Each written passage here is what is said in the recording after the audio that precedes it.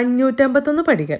പക്ഷേ ഓരോ പടിയും കയറുമ്പോഴും മുകളിലെത്തുമ്പോൾ കാണാൻ പോകുന്ന കാഴ്ചയെക്കുറിച്ചുള്ള ഒരു എക്സൈറ്റ്മെൻ്റ് ആയിരുന്നു.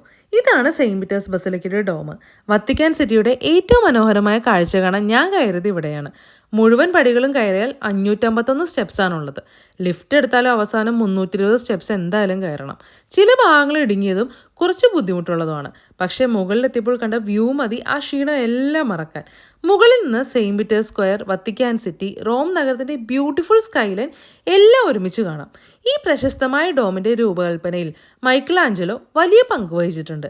100 കണക്കിന് വർഷങ്ങൾ കഴിഞ്ഞിട്ടും ഇത് ലോകത്തിലെ ഏറ്റവും പ്രശസ്തമായ ആർക്കിടെക്ചറൽ മാസ്റ്റർ പീസസിൽ ഒന്നായി തുടരുന്നു. ഈ ഡോം വിസിറ്റ് ചെയ്യാനുള്ള എൻട്രി ഫീ എന്ന് പറയുന്നത് 10 യൂറോയാണ്. ലിഫ്റ്റ് ഉൾപ്പെടുന്ന ടിക്കറ്റ് ആണെങ്കിൽ 15 യൂറോ.